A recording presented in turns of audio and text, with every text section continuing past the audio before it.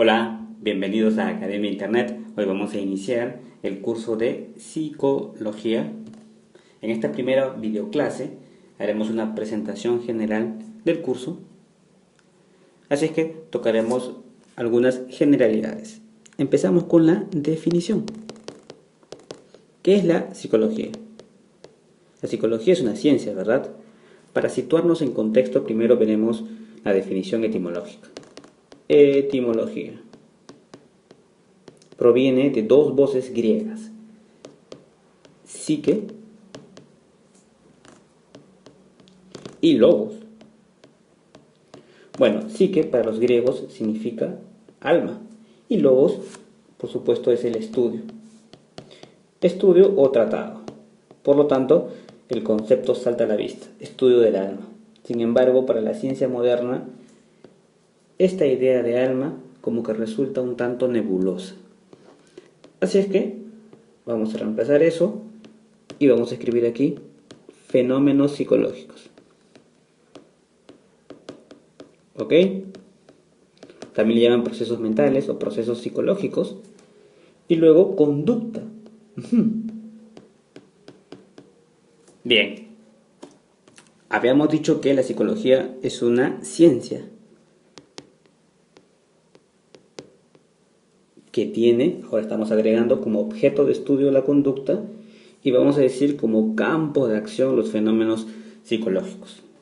Pero ya estamos agregando algunos conceptos que quizá los desconocemos. No sabemos qué son fenómenos psicológicos, qué es conducta, y seguramente tampoco tenemos alguna idea de lo que significa ciencia o una idea vaga. Así que vamos a aclarar esos conceptos. ¿Qué es ciencia? De manera sencilla podemos decir que ciencia es un conjunto de conocimientos debidamente organizados, estructurados. Creo que la mejor palabra que los define es sistematizado, que nos ayudan a comprender, conocer la realidad. ¿Ok? Bien, eso es de manera sencilla. Por supuesto que la ciencia tiene que tener un objeto de estudio y un método, que es el método científico. Ese método científico tiene etapas. El método. Pues bien, en el método científico empezamos con la observación, o sea, tiene que haber algo objetivo, susceptible de ser medido. Luego, en base a eso, puedes formular una hipótesis. Después, experimentas para comprobar si es que la hipótesis que has planteado se puede comprobar o descartar, y una vez que ha pasado esa verificación, pues llegas a lo que es una ley o una teoría. La psicología no puede escapar de este proceso.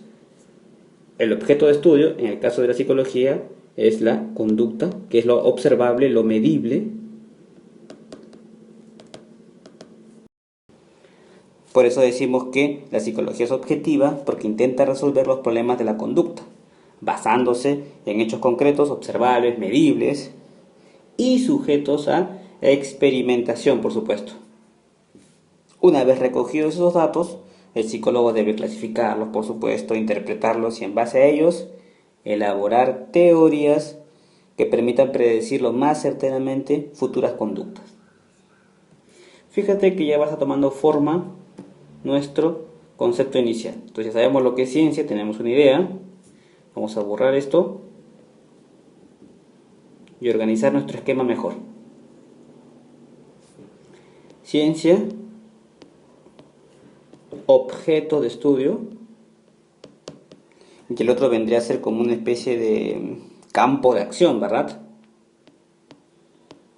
Campo de acción, los procesos psicológicos.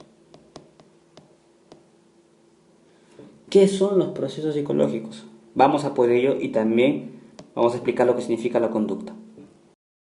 Diremos para empezar que los procesos psicológicos o fenómenos psicológicos, procesos mentales,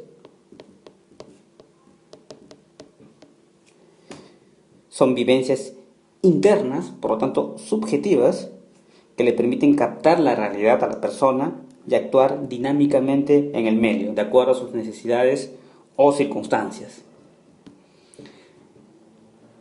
¿Cuáles son los procesos psicológicos? Son como que tres. Podemos explicarlos así, mira. Vamos a poner una esfera, vamos a ponerle por aquí otra esfera y voy a ponerle por aquí otra esfera, ¿ok? Ahí está. En la primera esfera podemos encontrar los procesos cognitivos.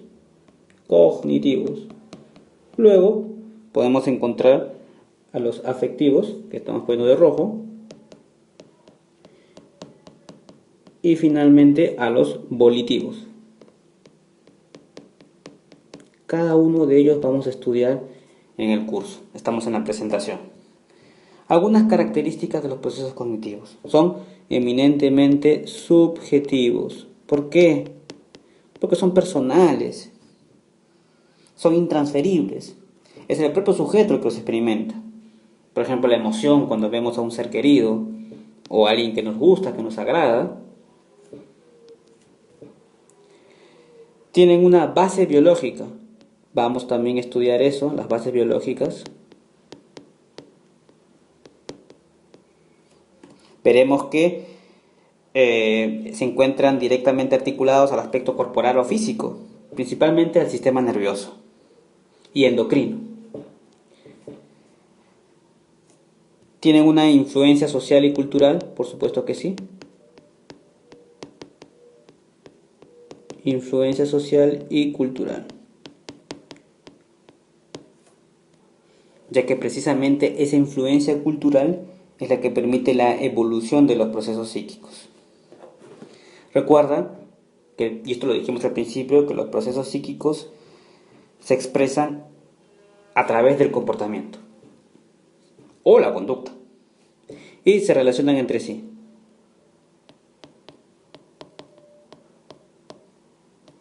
Claro que sí, por eso hemos puesto un gráfico así, como que uno va incluyendo al otro. Por ejemplo, la pasión que uno siente por determinada actividad. Suponte que te gusten las matemáticas. Entonces una persona siente una pasión por eso. Se está mezclando aspectos afectivos y, por supuesto, cognitivos. Muy bien. Aspectos cognitivos. Son aquellos que nos permiten conocer la realidad interna y externa del sujeto. Tenemos percepción, memoria. Vamos a poner aquí percepción. Todo esto lo vamos a estudiar en el curso.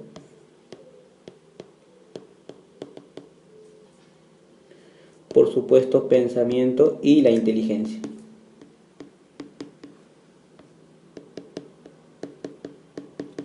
Luego los afectivos. Entre los afectivos podemos encontrar a la emoción, el sentimiento y la pasión. Vamos a poner por aquí. Emoción, sentimiento y pasión. En cuanto a los volitivos, podemos mencionar la motivación, ¿verdad? Vamos a ponerlo a este lado. Bien, esos que están ahí son los procesos psicológicos, los fenómenos. Tenemos sus características y bueno, más adelante en el curso cada uno de ellos los estudiaremos en detalle. El siguiente tópico que veremos es la conducta. ¿Qué es la conducta? Por ejemplo, podemos decir que el gritar, el saludar, ¿no? El temblar,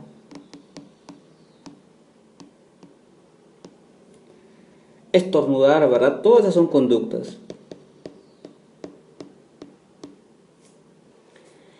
Entonces, diremos que conducta como que es toda acción o reacción de la persona con respecto al medio ambiente.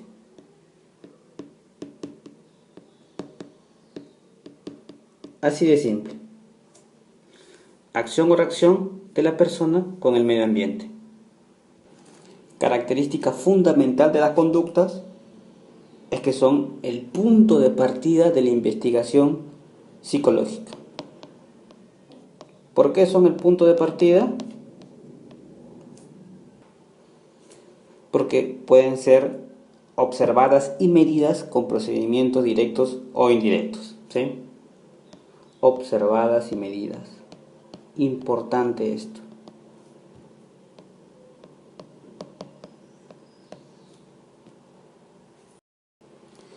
Recuerda que nuestro comportamiento expresa nuestra actividad psíquica.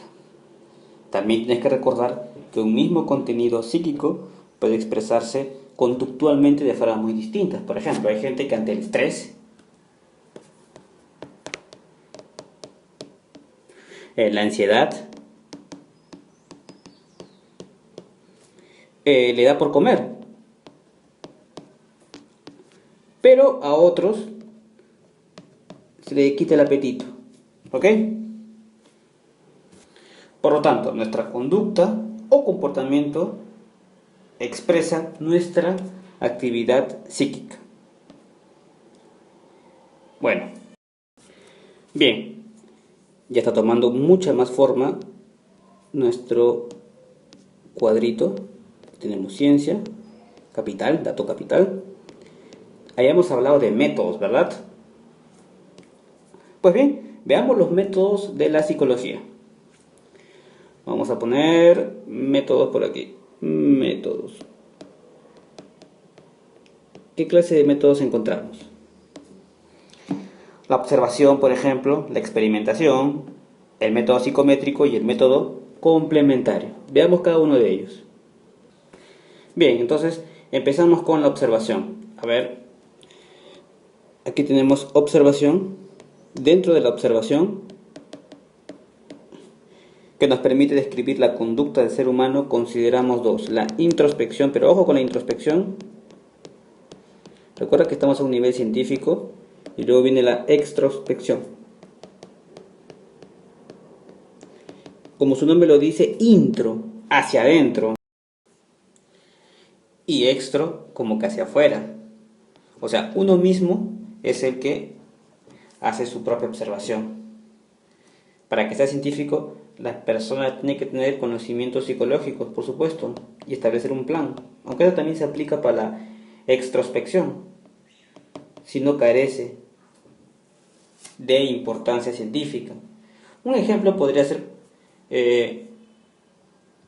cuando nos sucede algo, o por ejemplo durante un sueño. Imagina que sueñas que vuelas. ¿Quién mejor que tú puede entender esa sensación? Esas son como que sus ventajas. Las desventajas son precisamente que pierdes imparcialidad. En caso de la extrospección, es el observador el que está hacia afuera. Pues bien, directa cuando está en contacto inmediato, indirecta cuando está en un contacto mediato. Tenemos el método experimental, que es una técnica de estudio. Bueno, el investigador altera las situaciones naturales del objeto de estudio con el propósito de determinar los efectos que dicha manipulación provoca, para lo cual utiliza variables dependientes, independientes y variables extrañas. Vamos a ver. Por ejemplo, ¿qué es la variable dependiente? Es la variable que se mide durante el experimento. Por ejemplo, la atención que se presta en clase. Vamos a poner aquí la atención. ¿Ok? Ese es un ejemplo. La atención en clase. Esa es tu variable dependiente. Ahí está. ¿Sí? ¿Cuál sería tu variable independiente? Es aquella que el experimentador controla o manipula para probar sus efectos en la variable dependiente. Es conocida también como estímulo. Vamos a poner por aquí. Y en nuestro ejemplo de medir la concentración o la atención, en clase, ¿cuál vendría a ser nuestra variable independiente? Puede ser la temperatura del salón, ¿verdad? Y que condiciona precisamente la atención. ¿Ok? Eso podría ser una variable independiente. Y finalmente la variable extraña, que es aquella que también actúa sobre la variable dependiente, así como la variable independiente, pero la diferencia estriba en que no forma parte del objeto de estudio del experimento. Vamos a poner otro ejemplo. Suponte que deseas evaluar el efecto de un determinado método de enseñanza. Entonces, la inteligencia podría considerarse una variable extraña. En el caso del ejemplo que estamos poniendo de la atención en clase, una variable extraña podría ser que no es lo mismo analizar la atención en clase, por ejemplo, cuando empieza el año escolar, que cuando está finalizando el año escolar. ¿Verdad? En fin, tenemos el método psicométrico, que consiste en elaborar test y cuestionarios, y los métodos complementarios, entrevistas y por supuesto encuestas. Bien, creo que ya está completo nuestro esquema. Ahora creo que tú mismo estás en condiciones de replicar este esquema en tu cuaderno, ¿sí? O mentalmente. No es difícil, simplemente empezamos con psicología, una definición primero etimológica, luego vimos lo que era la ciencia, después los procesos psicológicos, hicimos un pequeño esquema, vamos a analizar todo y vamos a aprender todo de acuerdo a esquemas, después analizamos un poquito la conducta, pusimos algunos ejemplos y finalmente hablamos de los métodos. Creo que nos falta algo más, ¿sí? Nos faltan las ramas de la psicología. Pues bien, esto es fácil de entender y de aprender. Para una mejor comprensión de la conducta, del comportamiento, la psicología se ha dividido en campos especializados, uno teórico y otro eminentemente práctico. Son como las dos caras de una moneda, la teoría y siempre la práctica. Teoría sirve para elaborar teorías psicológicas, mientras que en la práctica las utilizamos con la finalidad de ayudar a las personas a mejorar su calidad de vida. Ambas indivisibles, dos caras de una moneda. A la parte teórica le llaman psicología pura y la otra se llama psicología aplicada. ¿Ok? Entonces vamos a poner aquí psicología pura, pura psicología, y la otra es la psicología aplicada, la aplicación de esa teoría. Aplicada. Aplicada eminentemente práctica, a esta le llaman también teórica. Teórica. Pues bien, dentro de la psicología pura encontramos dos vertientes. Vamos a ver. Una que se llama normal y la otra que le llaman, por supuesto, si hay normal, debe haber algo que es anormal. Dentro de la normal encontramos la psicología general, la diferencial, la evolutiva. La vamos a ver aquí al costado porque veo que no nos alcanza espacio. Entonces tenemos aquí normal, psicología normal. Y vamos a explicar brevemente cada una de ellas. Aquí tenemos, por ejemplo, la general. ¿Qué se entiende por la psicología general? Se interesa por explicar los procesos cognitivos. Ya sabíamos los procesos cognitivos, ¿verdad? Los que están por acá, o sea, la percepción, la memoria, el pensamiento y la inteligencia, en sujetos adultos, por supuesto. Un ejemplo podría ser el estudio de la creatividad en el hombre. Tenemos la psicología diferencial. ¿Qué estudia la psicología diferencial? Creo que el mismo nombre nos marca un poquito, ¿verdad?, lo que quiere decir la psicología diferencial. Porque nos establece qué factores pueden contribuir a que las conductas sean diferentes en los individuos. Investiga los patrones determinantes del comportamiento. Por ejemplo, sexo, edad, hereditario. Esos son los patrones básicos. Bueno, etcétera. Por ejemplo, vamos a poner aquí de repente con un pequeño ejemplo el estudio, vamos a poner un ejemplo de azul, de la autoestima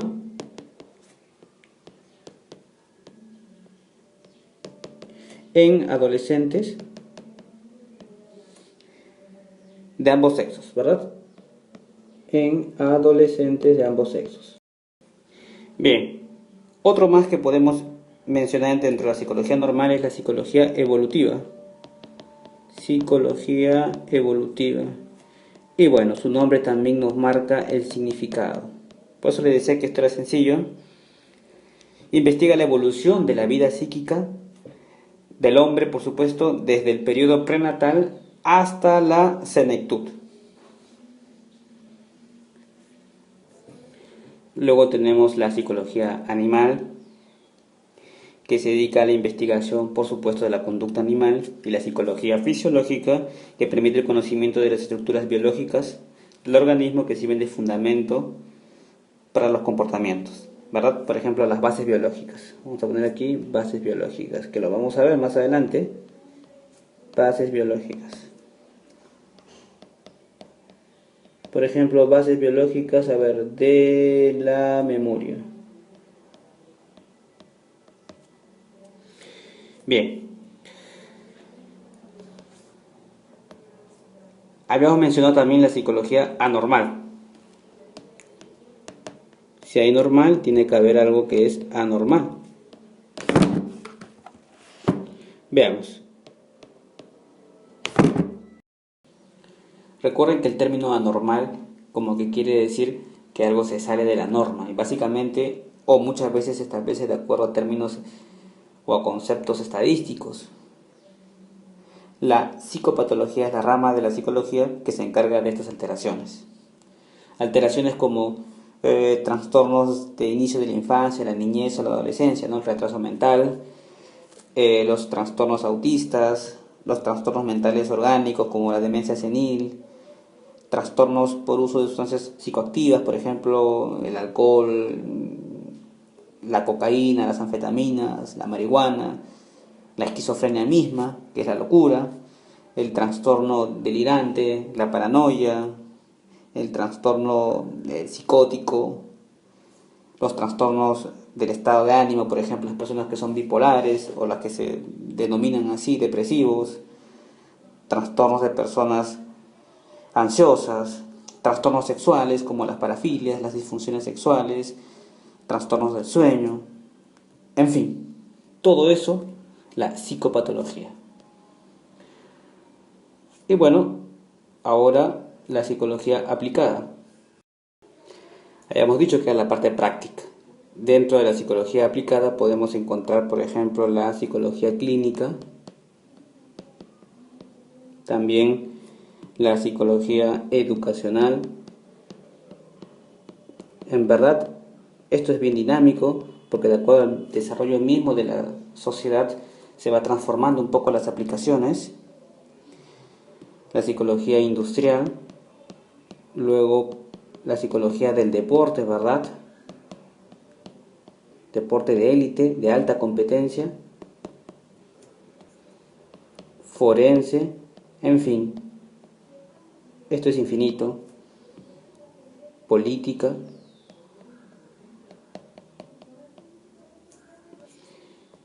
comunitaria, ¿no? En este caso de la comunitaria son los especialistas para organizar a los pobladores de una comunidad, ya sea urbana o también rural, sea marginal o no, para que en función a sus recursos humanos y materiales satisfagan necesidades vitales, como educación, vivienda, salubridad, alimentación, recreación, en fin. Bien chicos, esta es la presentación del curso, lo que vamos a estudiar durante todo el programa de psicología. Y esta es la presentación. Un poco nos sirve como marco conceptual y también como marco práctico, porque es así como vamos a estudiar los demás temas, con gráficos y ejemplos. Nos vemos, un saludo para todos, chao. No olviden suscribirse al canal